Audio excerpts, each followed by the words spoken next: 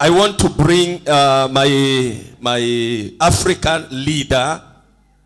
Ndashaka kugira ngo ne umuyobozi wacu rwego Afrika. As directed by the moderator of the ECCR. Ni nawe muyobozi mukuru wa just to come, you come and say hi. Kuri urwo rwego rwa Afrika nagira ngo aze abaramutse. All the way from United States of America. Aturutse muri Amerika. Amen. Amen.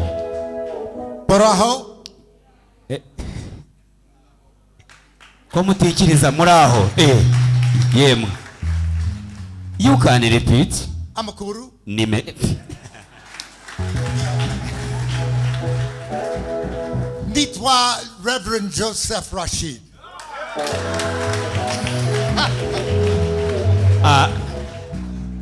To be sure, could you repeat again? Muraho. Amakuru.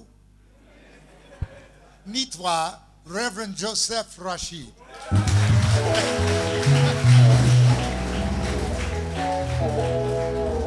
Greetings to you from God and our Father and the Lord Jesus Christ. Mbazani ntashyo guturuka ku Mana Data no Mukiza Yesu Kristo.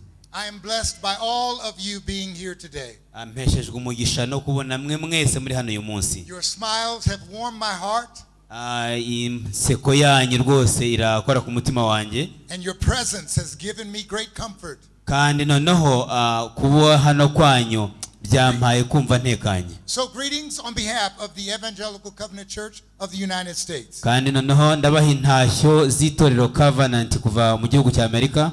And Crossroads Covenant Church where I pastor. Kandi noneho ndabaha n'intashyo za Crossroads muri Amerika ari naryo torero mbere y'umuyobozi. And greetings to each of you from my wife, my 6 children and my 9 grandchildren. Buri wese ndamuha intashyo z'umufasha wanjye, nkamuha intashyo z'abana banjye 6 ariko nkamuha intashyo z'abuzukuru banjye 9. Thank you so much. Warmly welcome.